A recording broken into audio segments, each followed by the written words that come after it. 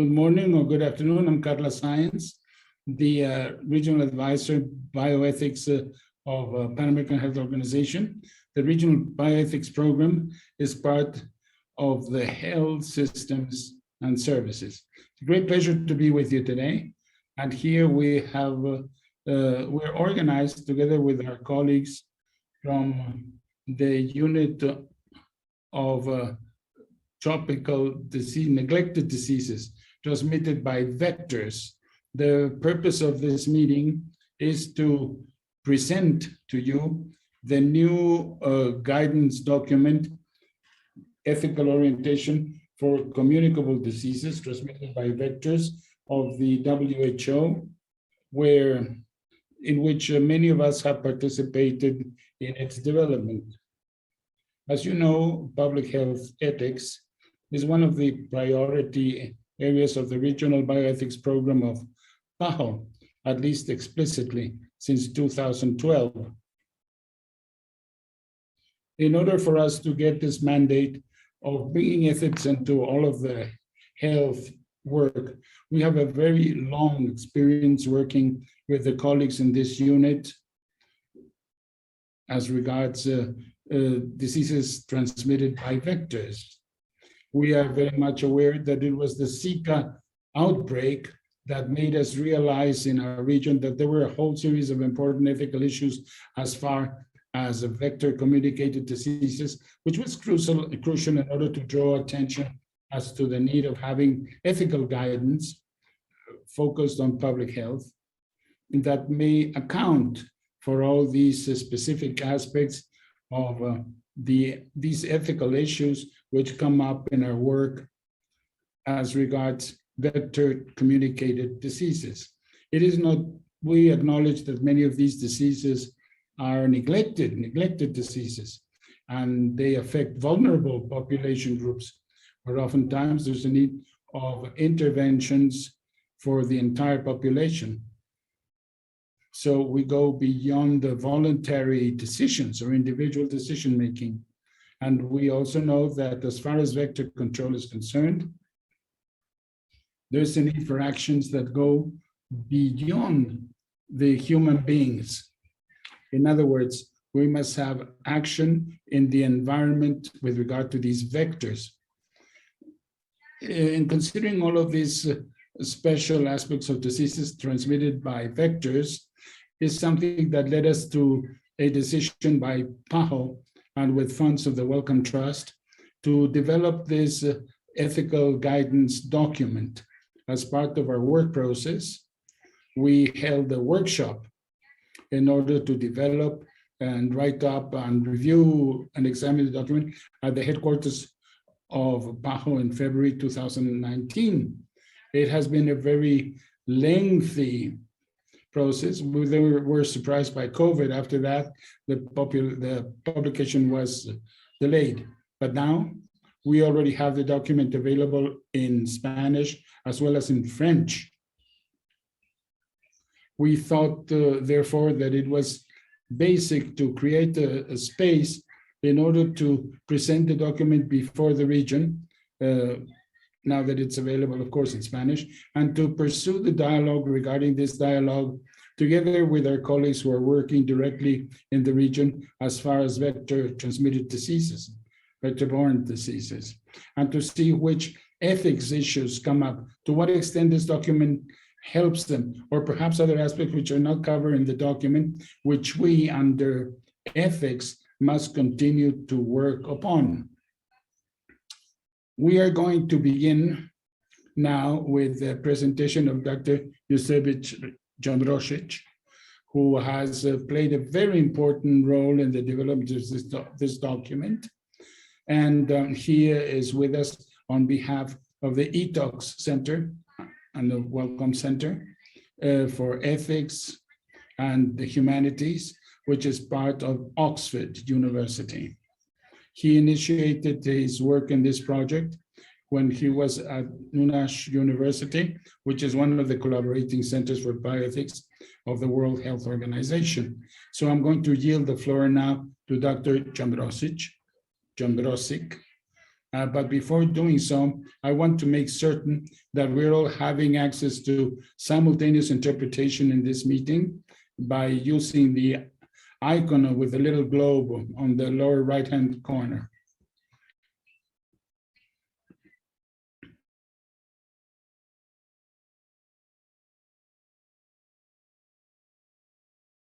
Thank you for being with us, Jamrozik, and you have the floor. You're recognized.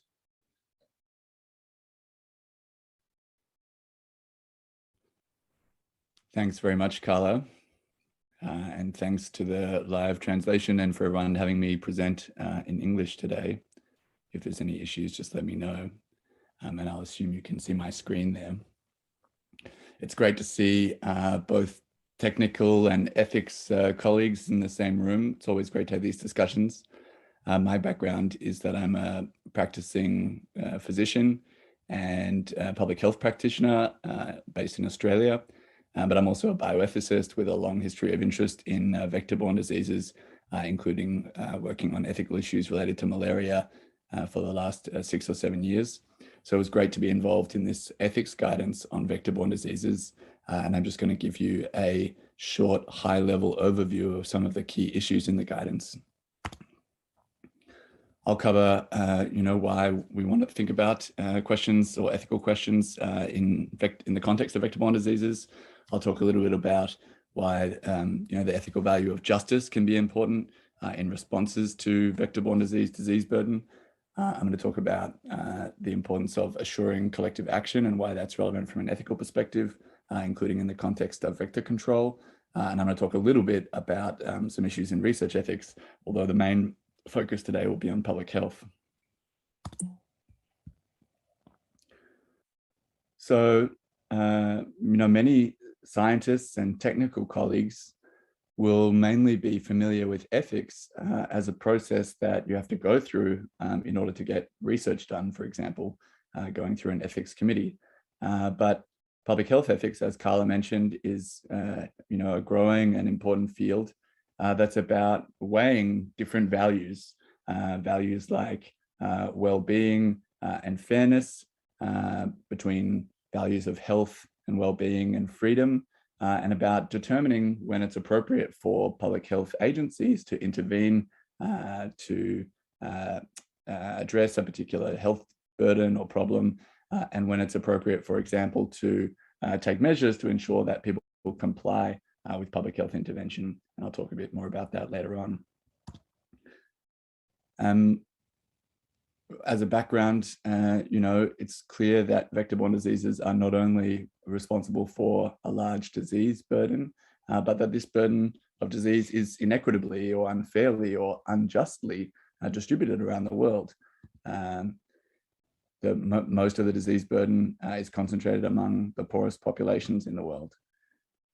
Vector-borne diseases also raise unique ethical issues, partly because they're transmitted by vectors, and that provides unique opportunities for certain types of public health intervention, like vector control, and some types of intervention, like genetically modified mosquitoes, that might raise their own ethical issues.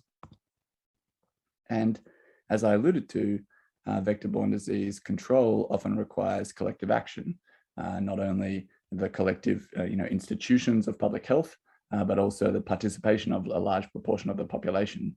And that can be important ethically speaking, because if collective action fails, we can miss out on important public health benefits. And so just to give an overview of some of the values that might be relevant, or principles that might be relevant in public health ethics that maybe aren't so familiar from, say, research ethics. One is that, on grounds of justice as an ethical value, we think that policy should aim for a fair distribution of benefits and burdens. And this is at all levels, for example, insofar as a disease is neglected, where it's not receiving maybe as much funding as its disease burden would suggest we should allocate funding. Well, that can be a matter of injustice in some cases. And it can be, there can be an ethical reason to push for more funding to address that disease burden, for example.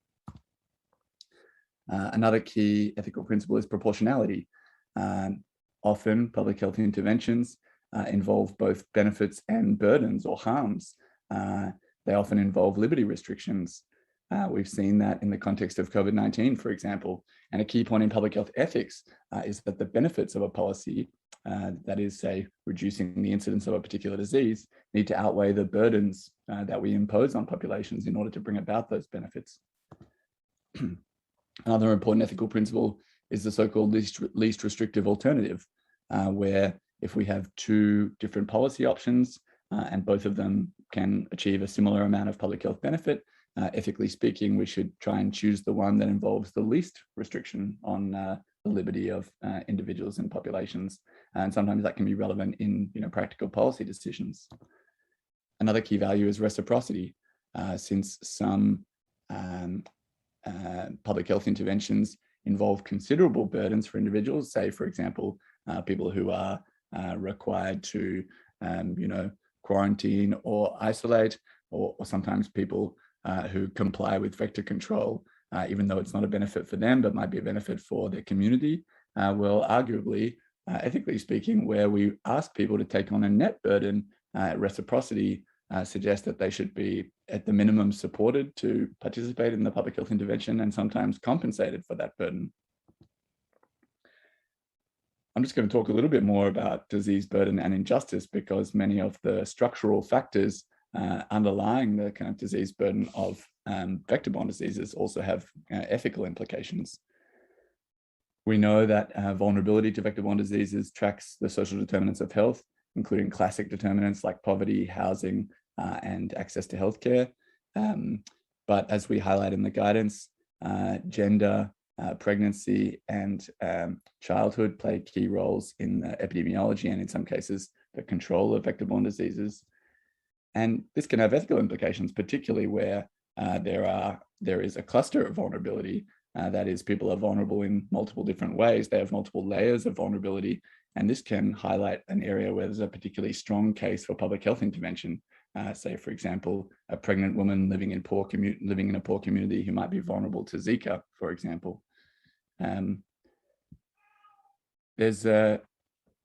There also can be an ethical rationale for specific policies, like the inclusion of pregnant women in research. And as Carla mentioned, this is something that came up in a big way in the Zika epidemic. Another way that ethics comes into vector-borne diseases relates to the environmental causes of disease. We know that climate change is influencing the burden of vector-borne diseases in a number of ways, including by influencing, for example, the distribution of vector populations. And this is arguably a matter not only of epidemiology, but of global health justice, because the worst health effects related to climate change occur in populations who have contributed least to climate change. And you might think there is a duty for the populations who've contributed more to help those populations who are being harmed by the outcomes of climate change, including in some cases the increase in vector-borne diseases like malaria, dengue, and other arboviruses. Another important feature of interventions for vector-borne diseases that has ethical relevance is collective action. For example, mass vaccination, but also mass drug administration, and in some cases, vector control. These are interventions that involve combined individual action of many individuals across the population, resulting in a community benefit. And this can be ethically relevant because sometimes the case, ethically speaking, the ethical case for public health intervention can be strongest where the collective action is failing, where there's not enough collective action to achieve the important public health benefit. And some of the case studies we address in the guidance are, for example, dengue vaccination, which is a particularly ethically complicated case. We also talk about mass drug administration for filariasis and by extension, other vector-borne diseases. And we talk about surveillance of vector control and ways that we can try to ensure compliance. And it's perhaps not widely recognized that vector control might raise a number of ethical issues. As I mentioned, one key reason here is that each person's contribution to vector control, whether that's getting rid of stagnant water where the vectors of arboviruses breed, or sleeping under a bed net, all of these protect not only you and your individual household, but they also protect the community. And so there can be an ethical case for universal access to these interventions, but it also raises questions about what is the appropriate role of public health agencies in taking action to ensure that people participate in the collective action that's required. So, for example, you might ask the question at a policy level, well, which interventions to improve participation in vector control are ethically justified, and in what context? Is it justified to provide people with incentives to participate, to fine them if they don't participate? In some cases, in some countries, people have been prosecuted or faced legal sanctions for not participating in vector control measures.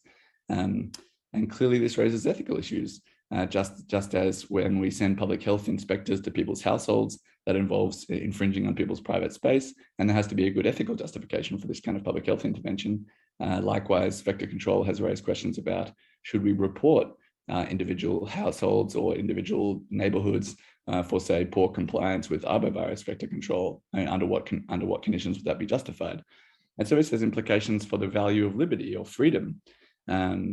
Sometimes people talk about needing to restrict people's freedom of movement from one community to another, for example, if they're concerned about them spreading a disease. It's also about freedom from interference in one's own household from public health agencies, and also about the value of privacy, which in one way is a type of freedom. It's a freedom over your own personal information, particularly in most cases, health information. I won't talk about these topics in detail today, but I'd be happy to discuss them with the panel. In the guidance, we talk a bit about the ethical issues related to genetically modified mosquitoes and what appropriate governance mechanisms might look like for this new technology or new set of technologies for vector control. And we talk a little bit about human challenge studies with vector-borne diseases. As many of you will be aware, human challenge studies involve infecting research participants with certain diseases, and it's clear that can be an ethically sensitive type of research, but also an incredibly beneficial type of research. And this has been done for many years with malaria and a range of arboviruses, but is increasingly being done or proposed with other more neglected vector-borne diseases like schistosomiasis or leishmania, and increasingly also being done in low and middle income countries. Colombia has for a long time had a very good Vivax malaria challenge program, and there are proposals to conduct more challenge studies in middle income countries where vector-borne diseases are endemic, as opposed to in the high income countries where many of them have traditionally been conducted. So that's my main sort of overview of some of the key issues in the guidance. In conclusion, there's not only a strong scientific case, but also a strong ethical case to address and reduce the burden of vector-borne diseases. I hope I've helped convince you that there are important ethical aspects of vector-borne disease research, but also the ethical issues in public health that can have a direct bearing on policy decisions. And so appropriate public health responses to this important set of diseases that are spread in many countries and often in the poorest communities, ideally involve science and technical colleagues working together with ethics to work out our appropriate policy responses. Thanks very much, and feel free to get in touch. I look forward to further discussions today.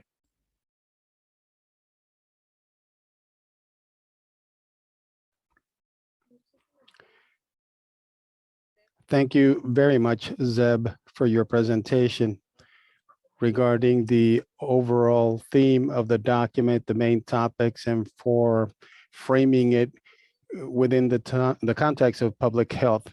I'd like to yield the floor to my colleague, Florencia Luna, who directs the bioethics program in Argentina, which is also a collaborator with the PAHO and WHO for bioethics, and she will serve as the moderator for the panel. Thank you, Florencia. And as I was saying previously, Florencia has been working very actively and has been very involved in the development of the document. And we owe her a huge debt, given that she conducted a review of the document and also took on the translation of the entire document. Thank you, Florencia. Not at all. Thank you for coordinating this fascinating session.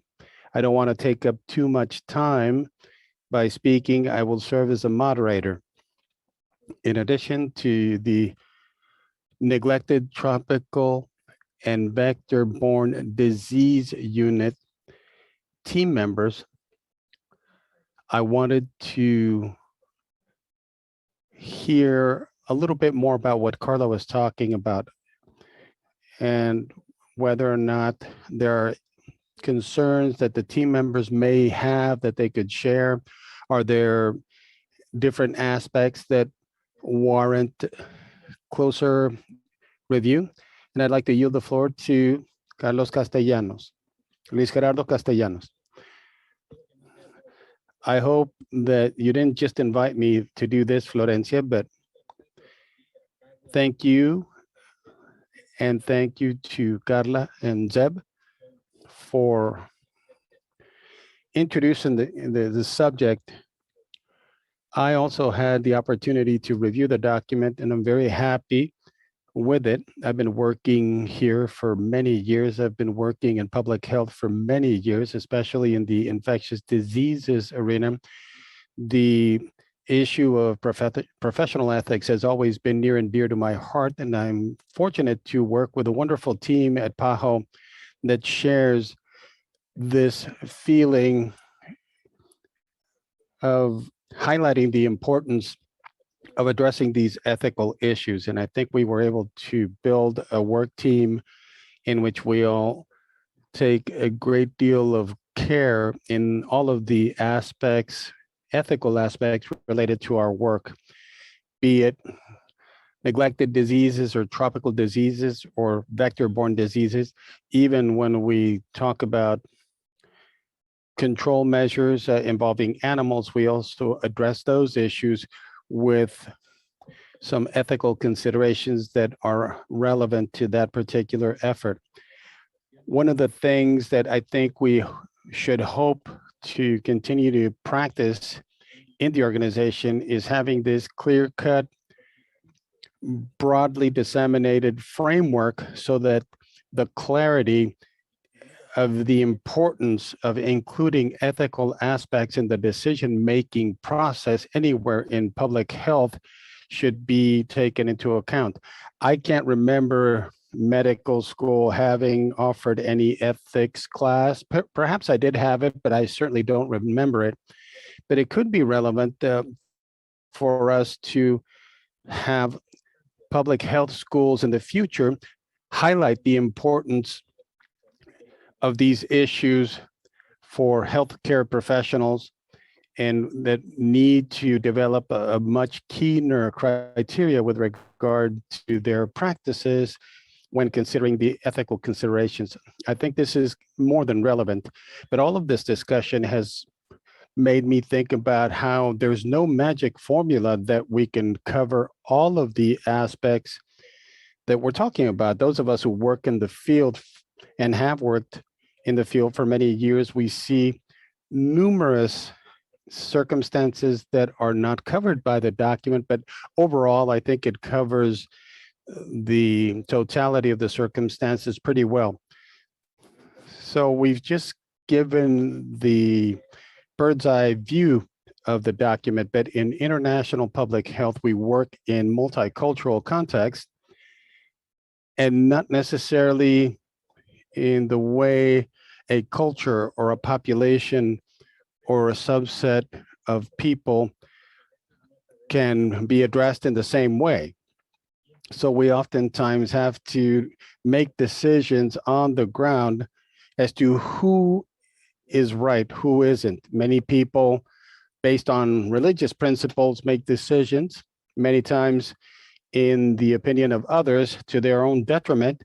And many times we are intervening as the middlemen, and as international workers, we are often invited into these communities, and we have to be very open and accepting of the idea that there's no single magic formula that will take care of all circumstances. And for that reason, we need to be very careful and proceed with great caution when we propose acceptable ideas that can be at least minimally satisfactory to all the interested parties. So when we develop policies, we need to consider this because we need to be able to persuade people to understand what we truly want to achieve.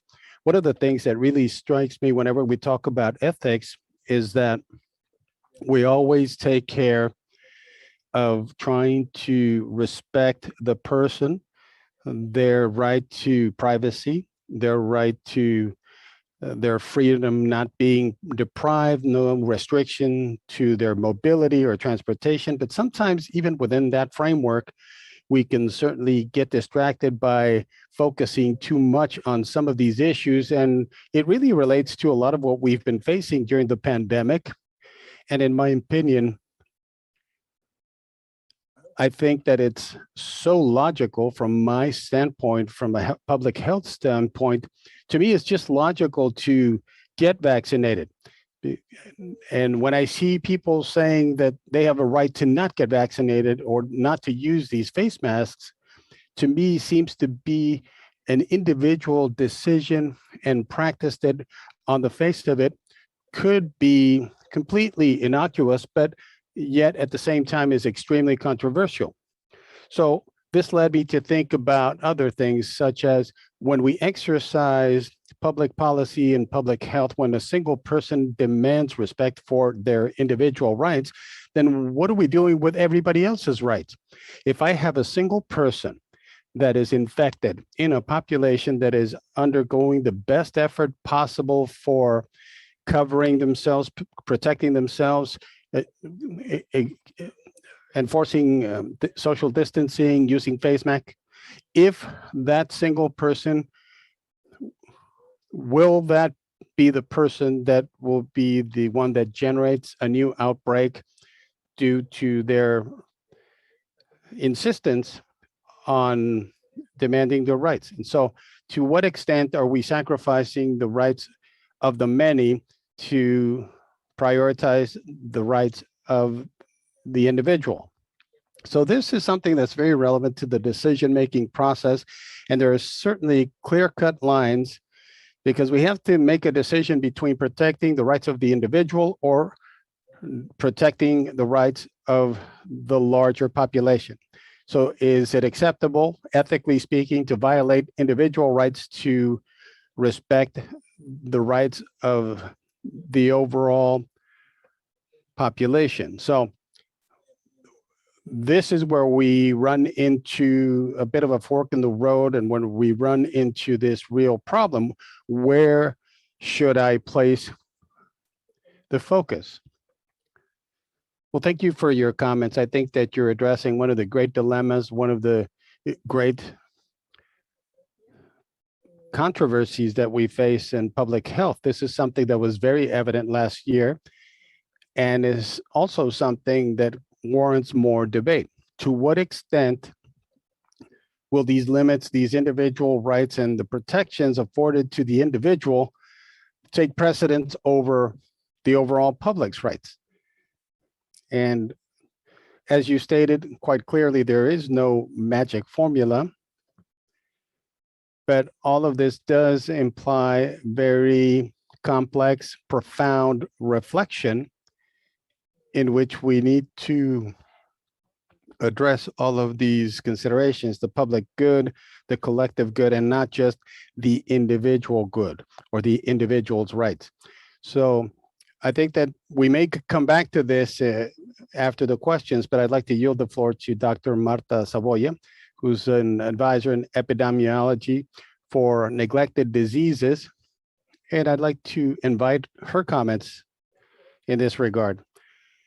Thank you, Florencia. Thank you to Zeb for establishing these guidelines when we talk about ethics in public health. I think that this is something that always stimulates emotions and contradictions, but we're also finding ourselves at a time after Zika, as Carolyn mentioned at the outset, we're at a juncture where we are accustomed at seeing ethics primarily in the research arena. This is something that we've had in that field for a while. Those of us who engage in research understand that ethics are a huge consideration, but now we need to transition to ethics in public health. And one of the things that I really liked about the guide and all of the guidelines it contains is that you're not necessarily going to find all of the solutions for all of the cases that we run into on a day-to-day basis, but there are examples of issues that could come up when you're trying to intervene in some issues related to public health. So I think that for the reader, for the users of this document, there's a tremendous amount of diversity. Each context is completely different, but the clear-cut message contained in this document is we need to take a step back and consider the risks and benefits. Those of us that work in public health are firmly convinced that the interventions that we undertake are for the benefit of the population. So we're standing on this side of the line, but we've also insisted extensively on greater community participation. And so by addressing ethics, then this becomes a challenge, especially when the interventions may not be broadly accepted by all, even though they may prove to be beneficial. So we need to undertake this process of taking a step back, thinking about whether or not the intervention will include the necessary risk-benefit analysis. But something that is critical is that we need to conduct this analysis with all the various program teams. I had the opportunity of intervening in a well-known neglected disease in the region, which is Anigua, as it is known in some of these countries. And we were debating an intervention that had not been executed in the region, that had little support in the way of research in other regions. And we asked ourselves if it was ethical for us not to use it because we lacked the necessary official recommendations. And so we linked up with the ethics group at PAHO and other ethics and bioethics collaborators, and the process was so enriching. And instead of putting us to work, that was the other misconception that we have about ethics, that the ethicist will always say, no, you can't do that. And we need to try and overcome and just kind of set aside that misperception, because really in that exercise, it was completely contrary to what we thought. The ethicist incentivized us to do more things, to look at more ways to do things. So I think it's something that we need to do more frequently. We need to resort to those ethicists. I don't know that much about ethics. I know about what I do, but we need to recognize that public health continues to be a practice that implies multiple disciplines. And that fact is important, but bioethics and ethics need to be a key part of the formula. Another thing that's important that we may address at another session is what Gerardo mentioned, and it relates to interventions on animals. I mean, there's an enormous vacuum there. Whether we use the anti-flea collars, what implications would that have? The acceptability in the region, what impacts will it have on dogs? Do we really have to use toxic substances to kill fleas on dogs to avoid humans being infected with congiasis? So this could affect the dog. Families don't like the smell. They think we're going to kill the dog. Is this kind of intervention ethically acceptable by the community we're trying to serve? And how do we achieve a balance there? So when we talk about interventions involving animals, we need to include this in the discussion, because this could help us improve the quality of the interventions. And something that I really liked that was highlighted is that we need to do implementation research when we conduct public health actions. There's very little in the way of implementation research that allows us to understand not just how the implementation flows, but the ethical aspects as well. And I think we also have a huge vacuum there. And from that standpoint, I do believe we have a document that will be very useful to all of the countries. It'll be useful for technical cooperation with all of the countries in the region. And this will allow us to engage in a better risk-benefit analysis that in the end will serve the population in a much more effective way. Thank you. Thank you, Marta. I really like what you said about ethics not really being an obstacle, but really something that we need to take on with a greater willingness and understand that there's a misperception about it. When we conduct research or interventions, we need to do so in an ethical way. So going back to my list of persons that we will allow to comment, I'd like to invite Dr. Haroldo Bezerra, also an epidemiological specialist in public health. Thank you, Florencia. I wanted to thank all of the colleagues that worked on this document. I think it's a very important piece of work. I think I'm one of those that works very closely to this issue of vector controls. And so when I think about how we apply ethics to vector control practices, it comes to the forefront. I would like to provide a historical perspective. Many of these programs involving vector control are from a prior century, and they are changing a lot these days.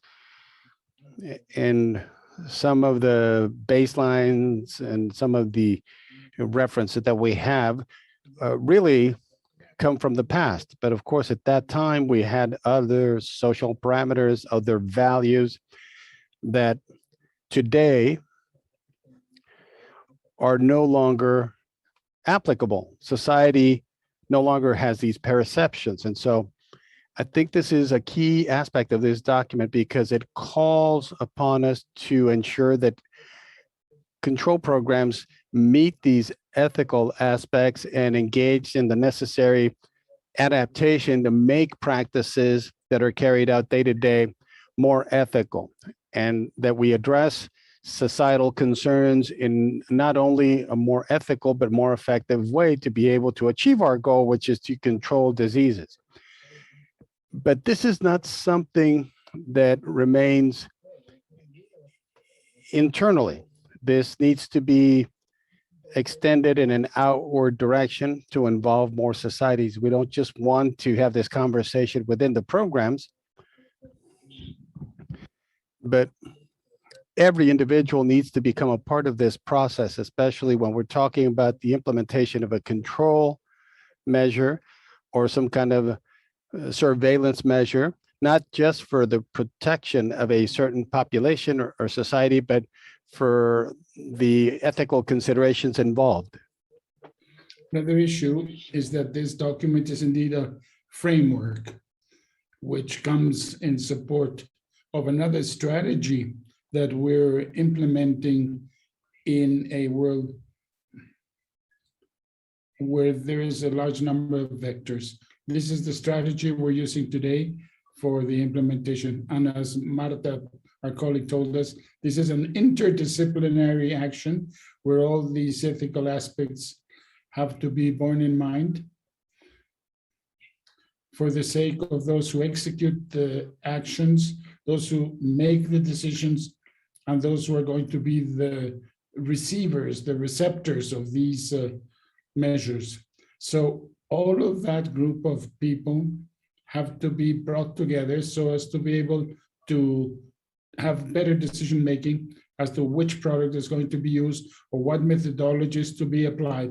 This is all part of the highly ethical discussion we must have, not just as part of the program, but also with society as a whole. Another thing I see in this document, which is indeed very, very important, is that this is coming to us at a point in time where surveillance and control of vectors has become accentuated by way of the generation of new technologies, of new products, the utilization of transgenics, and genetically modified mosquitoes, the utilization of bacteria, and so on. There's a whole gamut of things, a whole series of strategies, which must be a subject of an ethical discussion. Because first of all, and this is my way of seeing things, the problem of vector-transmitted diseases is extremely complex for us to just have one single action or step that will bring a solution to everything. that ethical discussion as to how we're going to be better using all those tools. And the idea that this might truly be accepted by the population, we must therefore provide best possible information to people on all these aspects: safety, security, the impact that this might have upon them, and how are we going to mitigate this in the entire process to be able to implement a vector control that is responsible and ethical at the same time, which is what we truly want to do. Those are the most important issues. And I think that the main challenge that we see in the document is that of truly implementing these things.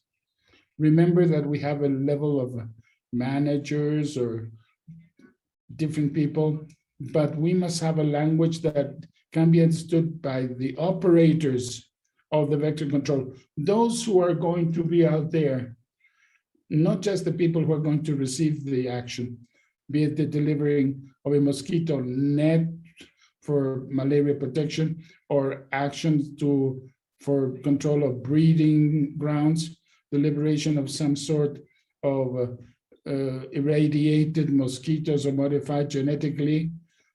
It is the operators who are in charge of this. They're the ones who are there at the tip, at the very point of this effort. And they must have this ethic concept to be able to make the adequate decisions and to adequately utilize all these tools that we have been discussing, including communication and the transparency that we must have toward the people. I think those are the main points I see. Thank you. Thank you. Thank you so very much, Haroldo. We still have to listen to Dr. Ana Luciañez, but I would like to invite you, if you have any questions to ask at this point in time, please place them in the question and answer section. And I realized that Dr. Carla Sainz was also sending out information on different aspects that might be complementary, so supplement to this information. I invite Dr. Ana Luciañez, who specializes in neglected diseases, for her to give us her perspective. Thank you. Hello, everybody. Thank you so very much, Florencia. And I thank the bioethics team, the regional program of PAHO, for this invitation. And as Haroldo was telling us, the collaborators of all these guidelines of bioethics and diseases transmitted by vectors, not just vector-borne diseases. This is why we have Dr. Saboya and myself, but also those diseases that affect people who are in a situation of vulnerability, such as those affected by neglected infectious diseases. The program of neglected diseases, of course, and the relevance of how are we going to grapple with those diseases? How are we going to face them? Many of these infectious neglected diseases, one of the strategies recommended is massive administration of medications. And whenever we implement this in the countries, or we advise them in implementing these strategies, we see that there is a controversy, if not a dispute, that there are people who do not want to take the medication. And that is indeed one of the challenges we're facing. So in the case of this strategy that we recommend. And as Marta was telling us, from the ethical standpoint, what we have to assess is the balance, risk-benefit balance analysis, and the degree of community participation to be able to cover much of the population, that the large number of the population may take those medications. It is the massive administration of medications, which is giving the medication large scale to all the population, which is liable of contracting the disease, and they need these specific medications, notwithstanding the status of their health. There's a measure that will benefit, as far as all the disease is concerned, if the entire population, all the people in the community take the medicine, we see that there might be a decline in the burden and the level of infection in the population we're working with. So this depends to a much extent of the degree the degree of community participation. This is what Dr. Castellanos was telling us as well. What is the balance between autonomy and what a person may decide upon him or herself if they want not to take the medication? If I'm not sick, why should I take the medication? It is also true that this medication is distributed without knowing the actual individual status. Maybe the person does have the disease, but as we said, these diseases affect vulnerable populations who live in remote areas where they do not have access to healthcare services. And therefore, oftentimes, they do not have a possibility of knowing whether they do have the disease or not. This is why we speak about risk-benefit. And we have to strike a good balance and see if the medications are secure and they be administered without any secondary diseases.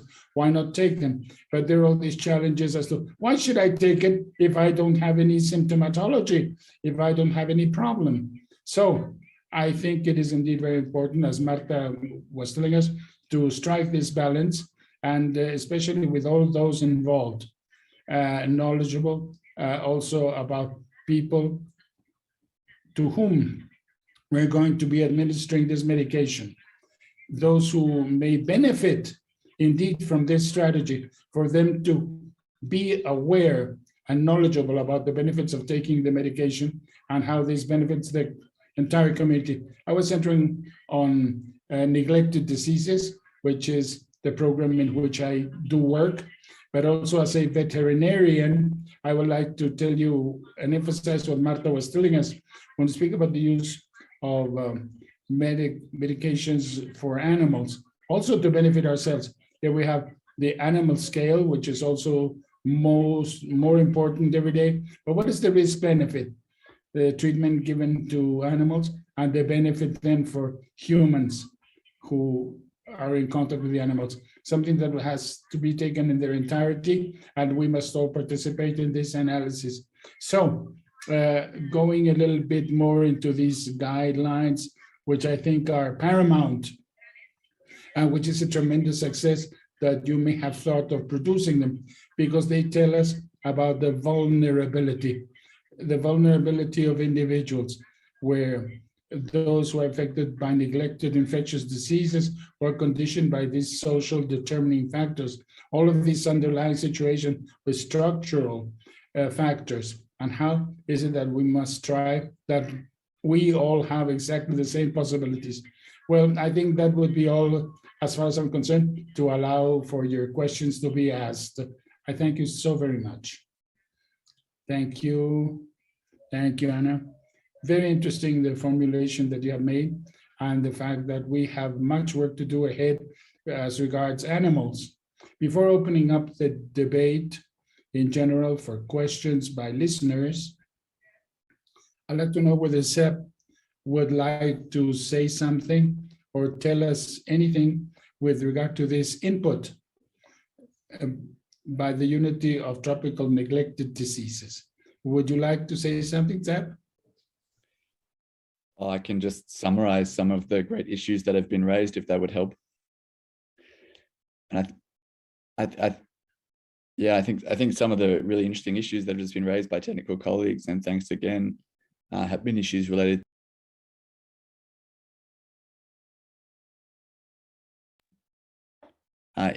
So this trade-off between individual and collective rights and benefits and risks.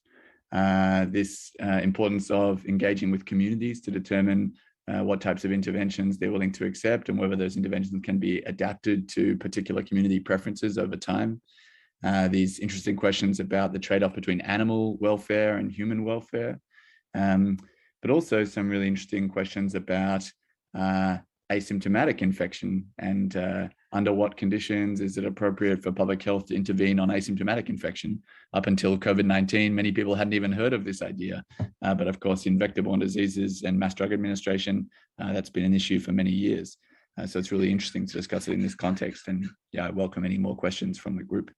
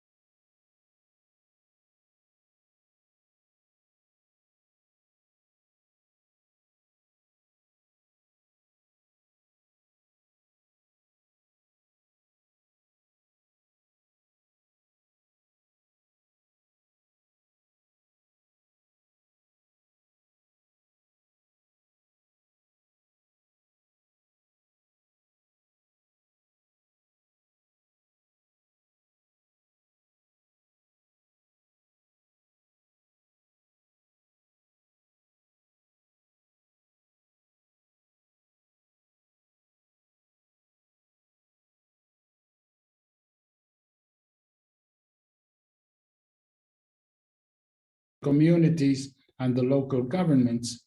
In other words, we come from the point of fact that an intervention is beneficial, but this beneficial intervention may be accepted in a different way in the case of an indigenous community in the Brazilian Amazonia, and maybe understood totally different in the Gran Chaco and Paraguay, even though these are both indigenous populations who live under conditions of vulnerability with very dispersed areas.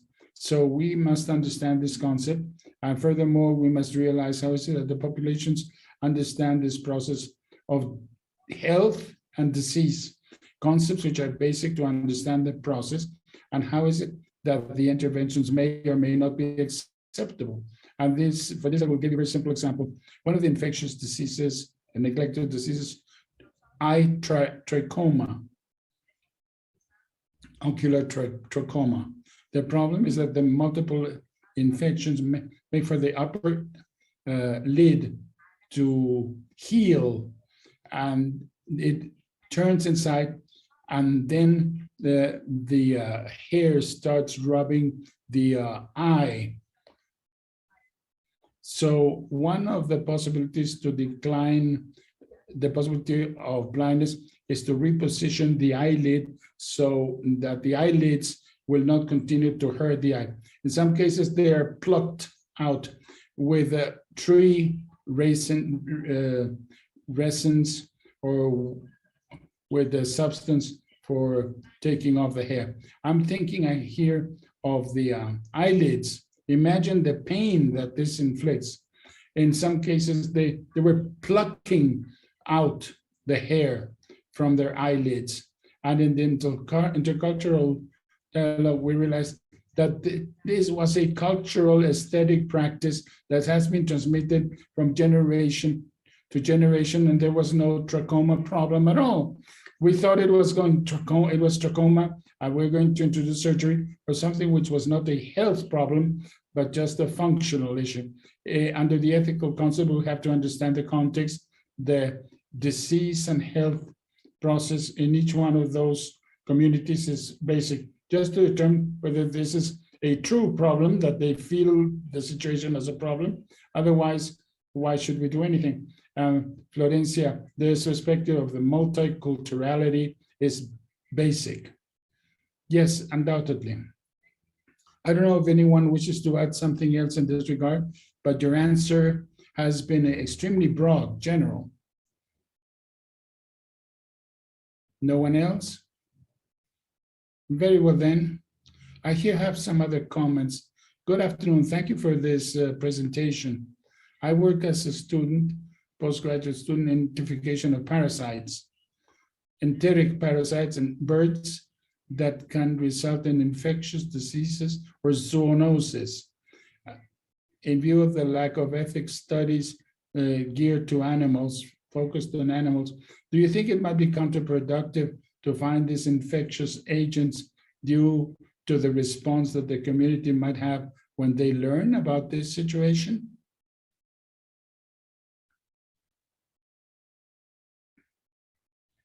They ask us very, very tough questions, isn't that so? Yes, I will try to give you my viewpoint. I'm sure that Anna, as a veterinarian, she might have a better vision. But let me tell this person that there is a very long history, well documented, of the relationship between animals and humans, animals, and healthcare workers as well. The communities historically know that dogs give the rabies as a result of their bite and Leishmaniasis. And however, it is a historic struggle by the community defending and saying that their pets should not be hurt when one wants to conduct an intervention that might put at risk the animal, as the classic story of putting all dogs to sleep when there was a need to control these places of rabies. It was a scandal that a public health worker would come up looking for the dogs because no one was going to present their dogs, even if there was an outbreak of rabies that had already killed 1 or 2 people.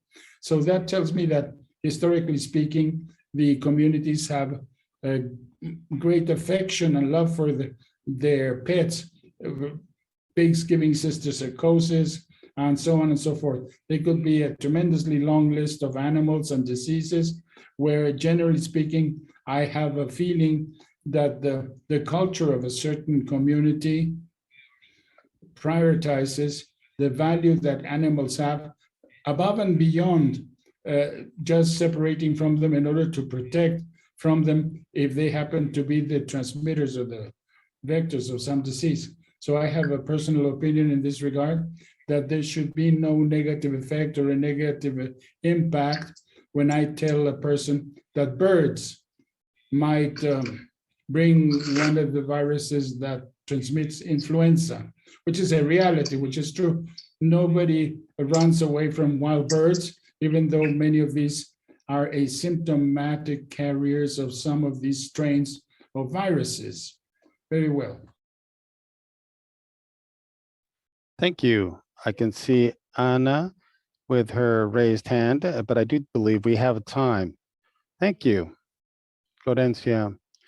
Just wanted to reinforce what Dr. Castellanos is talking about and tell Sergio, the student, that quite the contrary, it's not counterproductive, but rather beneficial for the community to understand that these animals can, in fact, transmit diseases. The idea is that we need to educate the community on preventive measures so that they can ensure that humans don't get infected with these parasites that are carried by animals. Hygiene practices, washing your hands whenever you're going to prepare food, or as Dr. Castellanos were saying, for certain diseases, people will not stop eating pork just because it has the parasite. Culturally speaking, pork is part of their culture. They celebrate many holidays with food based on pork. In the US, they have Thanksgiving and turkey. So in many other countries, they have pork. So they're not going to stop eating that, but we need to educate them in such a way that we can educate them on how these animals can acquire these parasites that can then subsequently infect humans. And we can also educate them on prevention measures to try and ensure some mitigation in this type of infection. I think it's a good idea for the entire community to be informed as to the risks that we all face when we breed livestock or even fowl. They can have these at home, but if you're going to do that, you need to have certain measures in place to avoid these types of diseases. Well, Anna, it's interesting what you're talking about, because in all of these actions, including research, the whole idea of involving the community is very important, especially in public health. Involving the community, working with the community, making them a key part of the entire process is now a key requirement. Haroldo. Yes, I just wanted to say, one of my professors taught me that you can always have a yes or no answer for everything. But many times we tend to answer no more frequently. So we need to think about what we need to do to avoid some of these conflicts. Now, one thing is that many countries in the Americas maintain this surveillance, this monitoring, and we need to link up with those systems so that the information channels can be filled with safe messages, and we can try to incorporate these channels and direct them to other arenas, such as proper disease management. And we can also extend this out to official channels.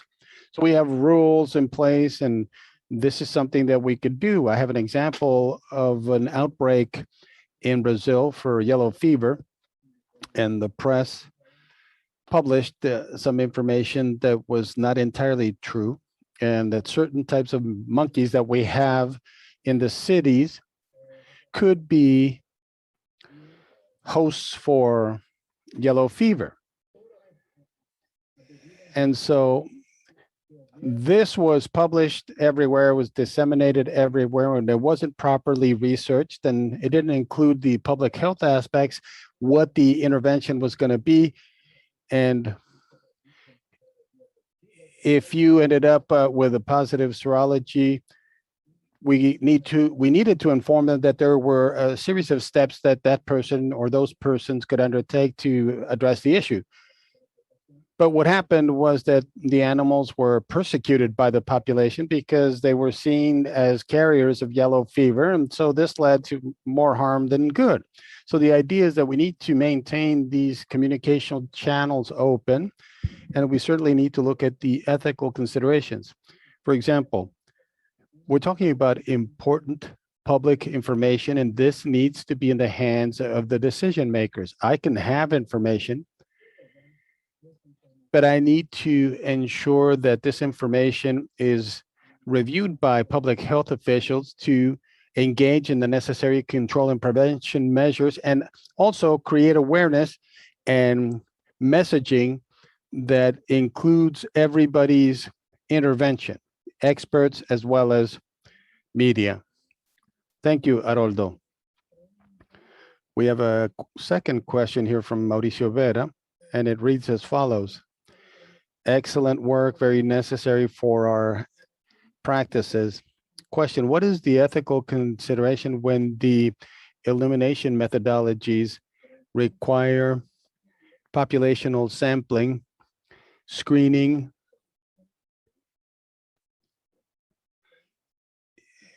even some subjects selected in samples, and accessing areas that are difficult to get to, and the likelihood of coming back from is very low. And the idea or the probability of adequately screening members in a certain community is very low. Does anybody want to comment on this?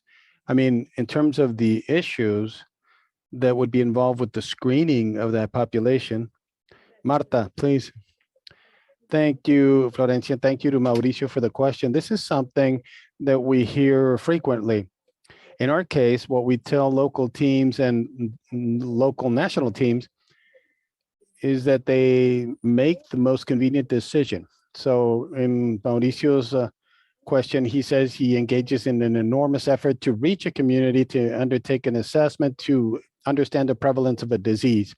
But if I can only screen a few, and the likelihood that I'll go back to that remote community will be maybe 1 in 3 years, what do?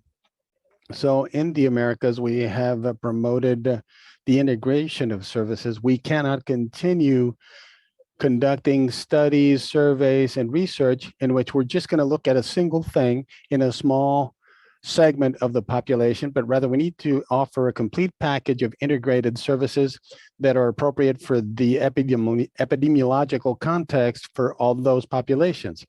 So we've seen cases with surveys related to malaria or lymphatic disease.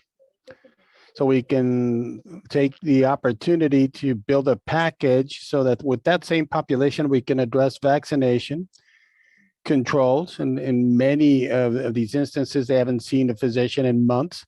We look at the malaria consideration, if it's the high prevalence malaria zone, if there's an exam being offered in this prevalence survey, we can certainly execute it, but we need to conduct that risk-benefit analysis, because we need to ask ourselves, why would we go out and get samples from 10,000 people when we can get the same results with 100 or 1,000?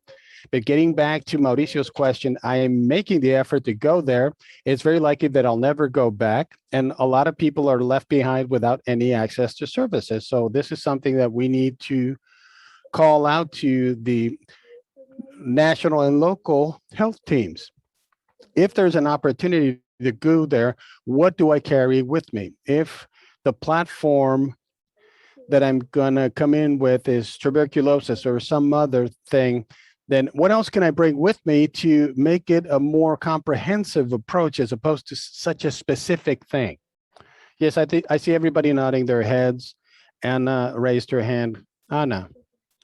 Thank you, Florencia, and thank you, Marta. Completely in agreement with what you just said. And just to elaborate a bit further, from the ethical standpoint, if we are conducting a screening for a disease and we see some positive persons, we need to try and treat them. We can't just say, well, we have this amount of population that is sick. We can't just leave them in that condition. So we go back to what Marta was saying, in all of our policies and strategies that we're coming up with at the global level. We can't go to a location that has difficult access and just focus on a very specific, very limited activity. We need to bring with us a broader approach, an integrated service approach to better serve that population. So from our ethical standpoint, we need to treat the people that are positive for the disease, provide treatment or everything that we need to do in terms of prevention or just to address the disease directly. Thank you.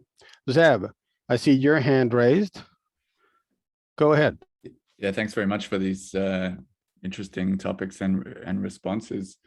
I think one of the really important ethical resources of public health is trust, maintaining trust between communities and public health agencies.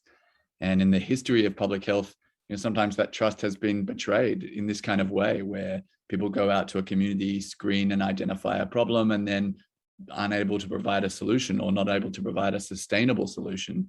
And then sometimes remote indigenous communities think, well, why should I participate in this kind of thing if there's no benefit for the community? And we've seen this in the COVID pandemic, that the importance of communities trusting public health agencies is just so critical to achieving any kind of benefit. So that's one thing about, being able to not only identify a problem, but provide assistance and care in a sustainable way.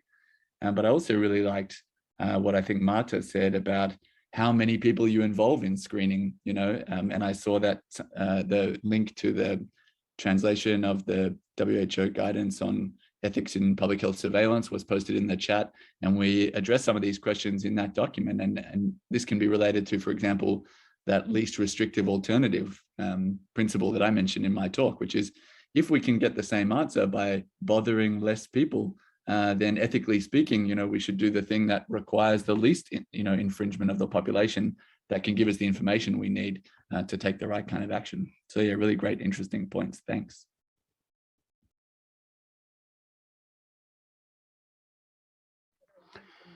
I don't know if there's anybody else who wanted to comment further, because I have another question for Zeb, which really does connect to what Anna said before. So pay attention. Is it ethical to use mass administration of medication, even in cases where people don't need it and will not garner any benefit from it? I guess if I maybe say a few brief things, and then it'd be great to hear from others too. I think one of the key questions technically and scientifically and ethically in public health is, what is the goal of the program? If the goal is eliminating a disease completely from a population, then we really need to ensure that compliance is very high, that almost everybody participates, say, in a mass drug administration.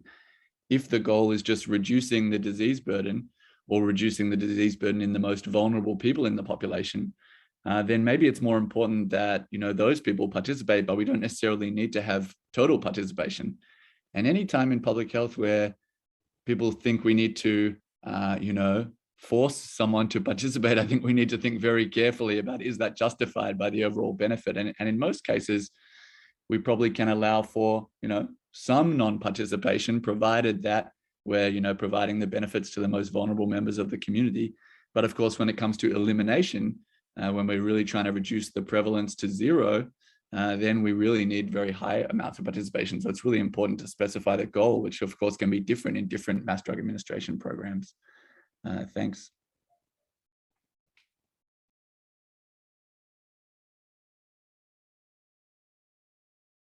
I think Anna had a comment in this regard too. Did somebody else raise their hand? Okay. I think that what I thought was fascinating by some of the comments and the neglected diseases and tropical diseases and the work teams is this perception that in reality, ethics is not a black or white situation. There's no single solution. And it appears that many of our responses reflected that we need to reflect from a moral standpoint, look at the different alternatives, weigh them, assess the risk benefit ratio, individual rights, collective rights, public good.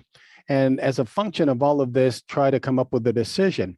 Many times, unfortunately, we find ourselves facing ethical conditions that are very black or white. And I think these are the least useful.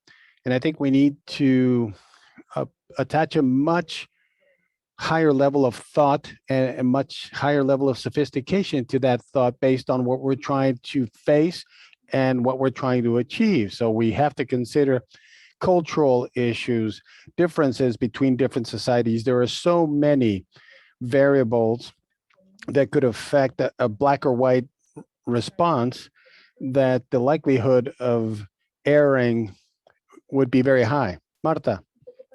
Thank you, Florencia. Just to reinforce what Zeb was saying in his answer to the mass administration of medication, clearly we need to understand the objective for the intervention. And no intervention, as you stated, is going to be a black or white proposition, nor will it be applicable to every population. So we even pointed to the differences in the guidelines for different administration of medications. And so in one case, we had consequences in 6 countries, and in 4 of them, we were able to carry out the process over the course of many years. And in fact, in Guatemala, it took almost a century to achieve the goal in their issue. So we need to understand the context, the goal, the manual, the guide that we're talking about today is very complete. It is just filled to the rim with different scenarios. And so we have the ability to assess some of these eradication methods or case scenarios. I don't know whether or not we have the adequate level of acceptability. And so we need to try and achieve a consensus to achieve an adequate coverage if and when we're talking about eliminating the problem, either through a public health program or through some other means. Okay, getting back to Zeb and then Luis. Zeb. I just wanted to reinforce what Florencia said about, not being black and white here. And sometimes that's about asking the right kind of question. In ethics, sometimes people are asking the question in a black and white way. Is it ethical or not? Sometimes research ethics can feel like that because people bring their research proposal to the research ethics board and they either say yes or no. But a more important question, both in research and public health, is, can it be more or less ethically acceptable? How can we make the program more ethically acceptable to the community, for example? And that can be a whole range of ethical acceptability that might vary in different contexts. And it's more important to ask the question in that way rather than in a yes or no kind of way. I think that's great.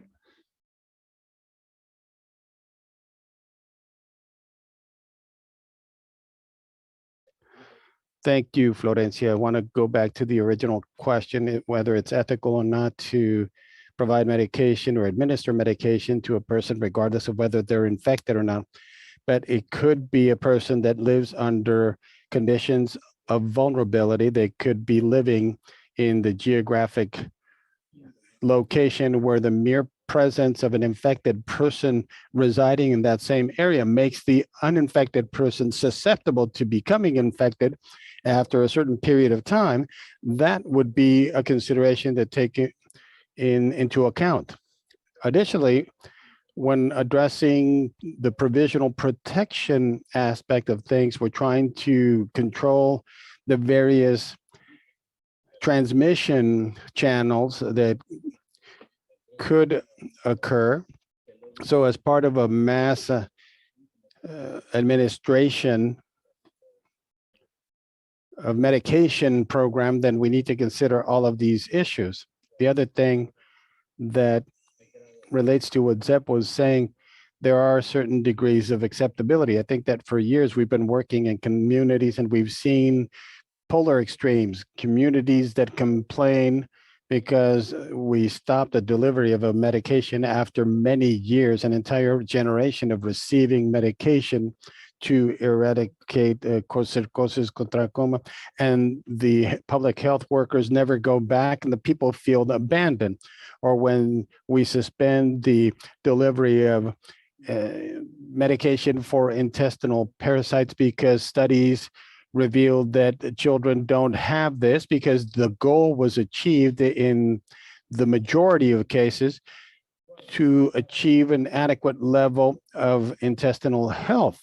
Nevertheless, the parents still remain with this perception that they've been abandoned. And we need to consider this feeling of abandonment that these populations could feel. We need to undertake a gradual process of education. There's always that side when we pose the question, how ethical is it to abandon a community that is deemed to be able to live disease-free for a very long time? But what ends up happening is those people misunderstand the actual outcome and the reasoning behind the lack of contact. Exactly. It's not that they're being abandoned, but the prescribed policy has already been met, the outcomes have been achieved, and there's no need for more intervention. Now we have Ana with a raised hand. Yes, thank you, Florencia. Precisely to bolster what you just said, it is basic to consider the education of the person, of the population, so that people understand why this practice is being applied, which are the benefits or the risks, if there are any. They might be small, but they must be aware of them. And also for them to know why is it that the entire community must take the medicine. Then they will understand that each one should not think of their autonomy. If I'm not sick, why shouldn't I take it? And then they will understand it, and they may wish to participate in most of the instances to allow to have thus a greater level of acceptability. Very well, then I have a last question now, because we are about to close. The hour and a half went so fast. Zeb? Yeah, I just want to go back to this question of, can we give medicines in mass drug administration programs to people who are not infected with the disease? And like Anna was just saying, one important thing is, educating people about the fact that they could be infected even if they don't have symptoms. And many people, I suspect, will be willing to comply once you explain that the benefit can be for them if it turns out they are infected, but also for the community. And also, even if it turns out that they are not infected and it's just not feasible to identify who is infected, so long as the medicine is safe, it can be justified to give it to people in any case. A great example of this is ivermectin mass drug administration for malaria, where the goal is to kill the mosquitoes that feed on the people who have had the ivermectin doses at greater than normal antiparasitic doses. And I was involved in an ethics consultation about this, where we're giving people medicine even though we know that they're not infected, or with the goal of killing mosquitoes. So not with the goal of helping that person, but with the goal of preventing the mosquitoes from transmitting malaria in that community. And so that's a really interesting example where the specific aim of giving the medicine is not to, help the person, although, if they also happen to be infected with parasites that are susceptible to ivermectin, sometimes there can be kind of ancillary benefits from giving it with the goal of killing mosquitoes. So that's another really interesting example in the vector-borne disease context.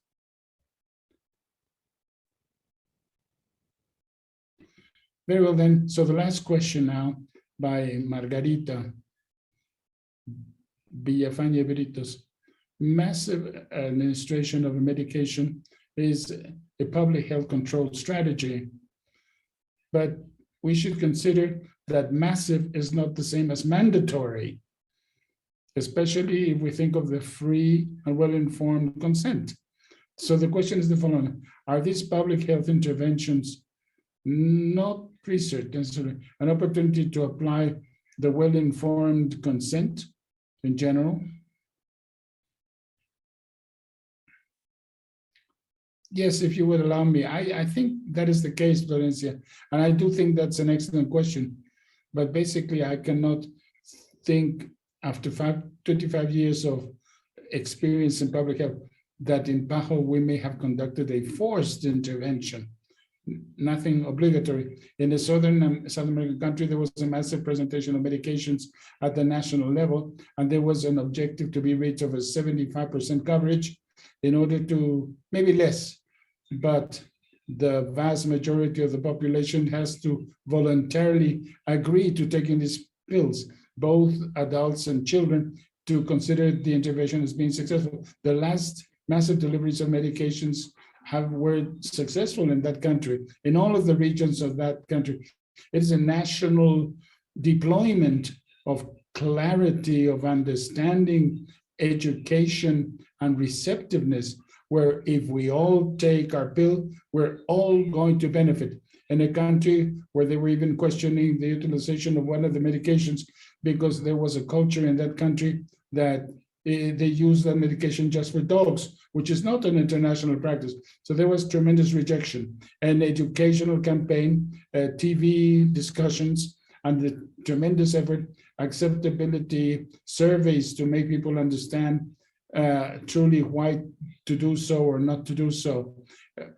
With those cases which go outside the normal curve, where someone took a medication and he or she died, and there was a scandal and the press saying that it was the medication that killed the person, and then they make studies as to see whether it was the actual medication that caused it, and to return confidence to the people. It is just but an example that I'm giving you, notwithstanding whatever we may do. And historically, of course, we know from the studies of Tuskegee in the US of A and other examples which are very well documented of interventions in populations of people who were not alerted or informed, and never was their consent required to carry out such interventions. However, in our case today, Florencia, we do have countries where we have not been able to manage to have an interruption of the transmission and elimination because the population where the disease is does not accept it. It is not that we don't have access. It is not that we don't know what to do. It is not that we don't know what is the treatment. We know the disease, we have the diagnosis, we have the medication, we know where the people are. And for 5 years, we have been negotiating because of cultural differences. The heads and chiefs of those communities do not accept or do not want, they do not agree that the medication be given to patients that have been individually diagnosed. So as PAHO, we have the responsibility of continuing working with sociologists, together with people of the social sciences that may help us negotiate to go deeper and to better transfer the knowledge with ethical respect to the culture, because they continue to have the right of having a voluntary decision to take the medication or not. Although I know that if 5 years ago we had convinced everyone, we would have eliminated that disease in that country, but life works otherwise, and we have to follow the right pathways. Very well, thank you. We're going to conclude with Seb's intervention. Maybe at the end, Carla wants to wrap up. Go ahead, Seb. Thanks very much. Yeah, I really agree with the question who raised that mass drug administration doesn't necessarily need to be mandatory. You know, we can, as I said earlier, we can really break down the trust with individuals and communities if we're in a situation where people feel forced to participate. And we need to step back and say, you know, do we really need 100% participation, or would 90% be enough, or 80%? And if so, well, then we can accept a small amount of non-compliance, you know, and this applies to vaccination as well. People get very angry about people who don't want to be vaccinated, but if 90% provides a lot of community protection, that might be enough for the community, and forcing people can be a real problem, ethically speaking. And with the question about consent, of course, it's not always possible or necessary to have the same level of informed consent for mass drug administration than it is to have surgery, say, in the hospital. And, you know, that reveals that it's not only consent that provides protection here, it's also risk-benefit assessment of the program. If the medication is extremely safe, then maybe we don't need such a high standard of consent than for something that would be much more risky or, you know, involve more infringements for that person. But thanks for a great session, everyone.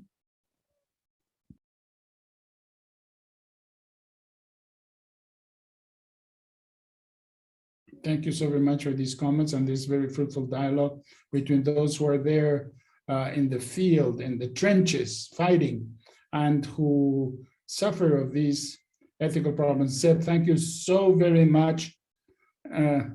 You practically are the only bioethicist, because neither Carla nor myself were bioethicists.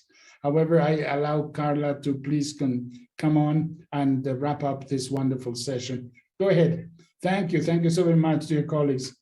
It is a great luxury to have had this conversation and to see the true dialogue between the colleagues in ethics and the colleagues in the area of tropical neglected diseases transmitted by vectors. This is a dialogue that started at 4 p.m. Not only that, it is a dialogue that for 10 years we have been discussing everything that happens back and forth. But I think we have been capable, after all, to work within the genuine spirit of building together based on ethics and the technical areas.